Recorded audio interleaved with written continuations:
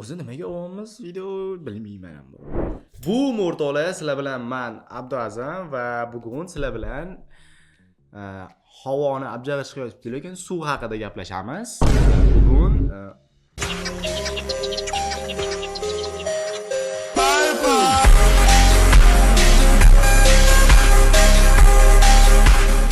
bizga informatsiya yig'ib berishgan. Shu informatsiya bo'yicha bizda bir qancha ko'rsatish ishlari olib boriladi va bugun sizlar bilan bunaqa qisilgan formatda emas, YouTube formatda ko'ramiz. Shuning uchun menga bunaqa o'tirib video olish to'g'ri kelmadi. Shuning uchun o'zimizning formatda va o'zim uchun bir video olishga qaror qildim. Va hozir shu ishni olib boramiz. Nima deb tashlabman o'zim ham bilmayman. Agar shu narsalarda qotib tashlabman degan desanglar, kommentda yozib qoldiringlar. Shu mana pastda qotib tashlayapmiz deb yozsanglar yoki qotib tashlayapman deb yozsanglar ham bo'laveradi. Va boshlaymiz. Bizda suv hayot asosiy manbai. Bizda informatsiya yig'ib berishgan. Informatsiya ham qayerdan? ChatGPTdan ekan, yoki Google. Shuning uchun bizda ketdi suv hayot asosiy manbai degan joyni kesib yuboramiz, prям skip. O'zbekistonda suvning katta qismi o'zimizda emas. Xo'p. Birinchidan aytib o'tishim kerak, bu informatsiyani umuman o'qimadim. Hammasi improvizatsiya. Joyida ketyapti. Suvning katta qismi o'zimizdan emas ekan. Qo'shni davlatlardan olishimiz mumkin. Shuning uchun davom etamiz. Qo'shni как раз davomida shunaqa ekan. Qo'shni davlatlardan keladi. Asosiy suv manbaylari Amudaryo va Sirdaryo. Shuningdek, yomg'ir va qor, yer osti suvlari ham ichimlik va sug'orishda qo'shimcha manba bo'ladi. Logично o'ylab qaraganda shunaqa. O'zbekiston har yili taxminan 50-53 milliard kub metr suv ishlatadi. Bu taxminan qancha joy bilmadim-u, mo'sht ekranda chiqar. Montajda qo'yaveramiz. Qo'yaverasiz montajyor, o'zim montajyor. Ammo mamlakat hududida hosil bo'ladigan suv atiga 11 milliard kub metr, qolgan suv tashqi manbalar keladi. Tashqi manbalardan keladi. Bu vaziyat suv masalasini juda nozik qiladi. Qanaqasiga nozik qilar ekan, o'zini tushunmadim. Oldin, ya'ni 20-30 yil avval O'zbekistonda suv ko'proq edi. Конечно, 20-30 yil oldin bo'lgandan keyin suv bo'ladi-da. Daryolar kuchli oqardi, muzliklar katta bo'lgan, havo salqinroq edi. Aholi kam bo'lgani uchun suv sarfi ham past bo'lgan. Bu ham logichna o'ylab qaraganda, odam kam, suv kamroq ishlatiladi. Suv ko'p, odam kam. Bu logichna. Yana qaytsa, keyingisi sug'orish tizimlari eski bo'lsa ham hozirgidek og'ir holat yuzaga kelmagan. Bu joy cho'ta yemagan. Sug'orish tizimlari eski bo'lsa ham hozirgidek og'ir holat yuzaga kelmagan. Oldin eski bo'lgan muammo bo'lmagan, hozir eski muammo bor, to'g'rimi? Sababi nima? Juda ham eskirib ketgan. Uni yangilash kerak. Hozir mikrofon jiringlaydi. Hozir esa suv tanqisligi kuchaymoqda. Asosiy sabab iqlimning isishi, muzliklar kamaymoqda. Muzliklar kamayapti deb bizga nechinchi yil aytilgan edi?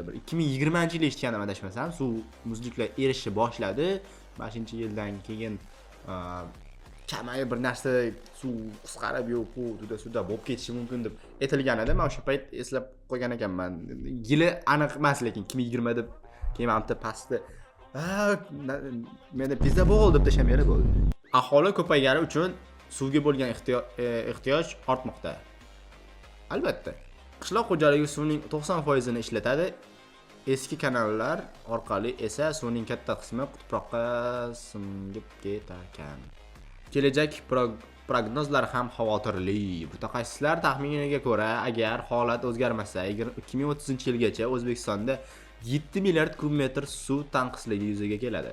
Bu hodisalar hosildorlikning pasayishiga va ichimlik suvi muammolarining kuchayishiga olib keladi. Bizga logichni o'ylab qaraganda, agar har doimgidek kunimizda suvni tejab ishlatsak, yetish kerak. Bizda nima bo'ladi? Mana masalan, o'zimda oladigan bo'lsak, uyda rakvinaning suvi juda ko'p vaqt prosta yonib turadi. Masalan, idish-tovoq yuvayotganda men o'zim to idish-tovoqni yuvgunimcha bu yoqda suv oqib turadi. Plus где-то bir 2 litr batlashgan to'ldirishli suv oqib ketadi. Shu narsani men yaqin orada mana shu narsani qo'lga urganim, shu narsaga qo'l urganim uchun suv haqida o'ylanib, qancha sarf suda uyda ketar ekan, shuni ahamiyat berishni boshladim. Qarasam, muammoni hal qilish uchun choralar ko'rilmoqda ekan. Kanallarni betonlash, beton kanallardan suv qo'yayotganida tuproqqa singib ketmaydi, faqat kerakli joyga yetib boradi. Shuning uchun menimcha betonlashmoqda. Faqat kerakli joyga yetib boradi. Shuning uchun tomchilatib sug'orish kengaytirish. Tomchilatib sug'orish. Bir paytlar ko'rgan edim. Bunda batlashkani uchini teshib qo'yib, ichiga suv to'ldirib qo'yishardi, tomchilab suv oqib turardi. Shu narsa bo'lsa kerak. Suvni o'lchaydigan zamonaviy qurilmalar o'rnatish. Yaxshi. Suvni tejash har bir insonning ham vazifasiga aylanmoqda. Suvni tejash hozirda hammaning o'ziga tegishli. Hozir suvni bosib ishlatyapsizmi? Bosib to'laysiz. Shunisi ham bor. Bu narsani nimaga o'qib beryapsan deyishinglar mumkin. Sababi bu informatsiyalar yangi emas. Buni o'zi hamma aytgan, hamma gapirgan va u yoqdan ko'rdinglar nima, mendan o'qib berib ko'rdinglar nima. O'shanga birga bir bo'lgani uchun o'qib beraverishga qaror qildim, chunki aytganimda ham tayyorlanmadim. Bizga yordam bergan odamlar 2 kishi. Agar ikkinchi odamimiz banner tayyorlab bergan bo'lsalar, qayerdadir chiqadi ekranda. Bilmadim, chiqadi. Tayyorlanmagan bo'lsa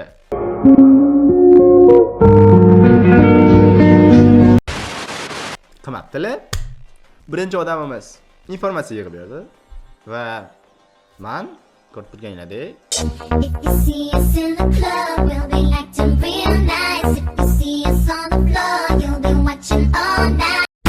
shu narsalarni qilyapman. To'laqonli kecha o'zim miyamda boshqacha ssenariy, boshqacha ideya edi, yozib olish kerak ekan.